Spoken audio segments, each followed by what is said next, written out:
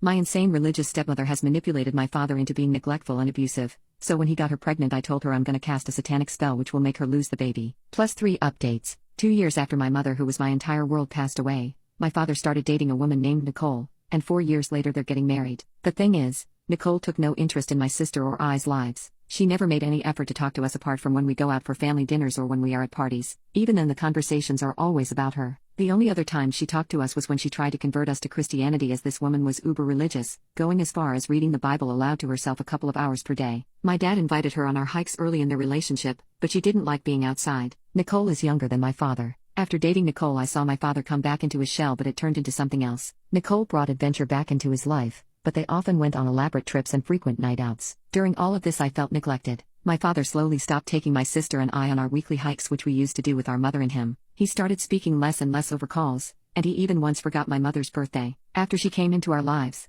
I started losing my father. He just wasn't there anymore. One time when my sister and I were home alone, she fell down the stairs and got a huge cut on her forehead. It was clear she needed stitches, so I called my father immediately. Nicole answered the phone, and I told her to give the phone to my father. She refused, saying he was busy, and before I could get another word in, she disconnected the call. I embarrassingly had to ask the neighbor to bring us to urgent care, where my dad later met us. This woman at one point removed my mother's picture from the fire mantle to put up a picture of her and my dad from their trip to Washington. The thing that tipped me over was when she made my father forget about my mother's birthday. Every year, my sister and I go with our father to visit my mother on her birthday. It was an annual tradition even before Nicole entered our lives. Nicole and my father went on a trip to Florida and were supposed to be back 3 days before my mother's birthday. But, because this woman is motion sick, my father decided to break the drive back into small intervals to make it easier on her. Because of this, he ended up missing our annual trip. He didn't even call us. Not even a week later, my father has the nerve to tell us about an exciting surprise: Nicole is pregnant. I get angry and tell my father, "You need to knock her butt up when you can't even be here for us." I then look at Nicole and tell her she is a disgusting piece of trash and to get out of our lives. I then proceeded to tell her that I am practicing Satanism and that I will do my best to cast a spell which leads to her miscarrying the baby. My father gets angry and yells at me to go up to my room. Later, my grandpa unexpectedly came over to pick me up.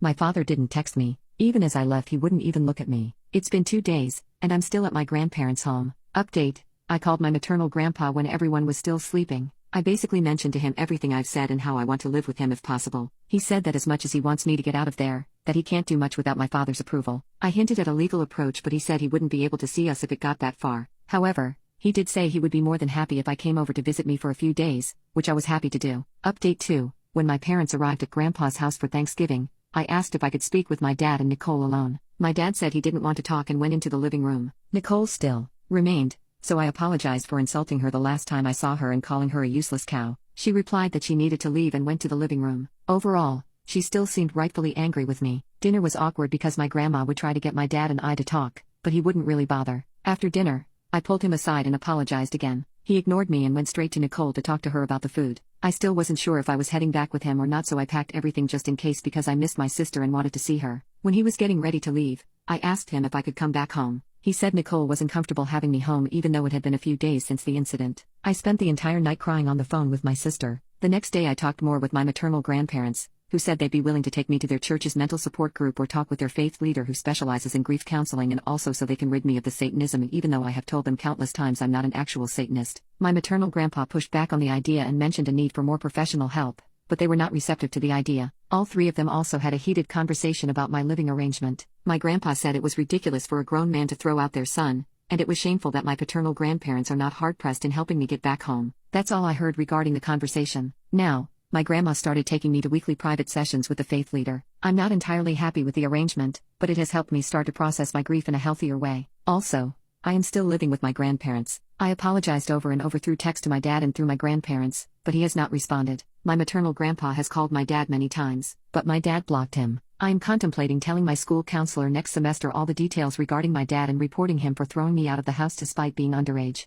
I also wasn't invited to my dad and Nicole's Christmas dinner, which hurt, but I'm starting to not care to have a relationship with my dad. Update 3: This in hindsight was an idiotic mistake on my end, but after I scheduled a meeting with my counselor, I mentioned it while calling my sister. On the call, I never explicitly mentioned my intention to report him, but she started freaking out and telling me it was not a good idea. She ended up crying on call, saying that I would be hurting our father if I reported him. I told her that I wouldn't go to the meeting to help her calm down. Regardless, I still planned on going to the counselor meeting. I scheduled the meeting during the second week of January while my father was out in California. Night before the meeting, I got a call from my father. He said that if I ever wanted a place to live again to not spread lies about him to the counselor. I said that I would never do that, and that was the end of the call. This was the first time I've spoken to him in months, and I never gave any indication of me reporting him. I realized my sister must have said something, so I called her to talk. I asked her why she would tell him something like this, and she said that he called her to ask what I was doing. She slipped up and told him that I was planning to meet with the counselor. I still ended up going to the counselor meeting, and I told him everything that was going on. I told the counselor to please not notify my father about the meeting,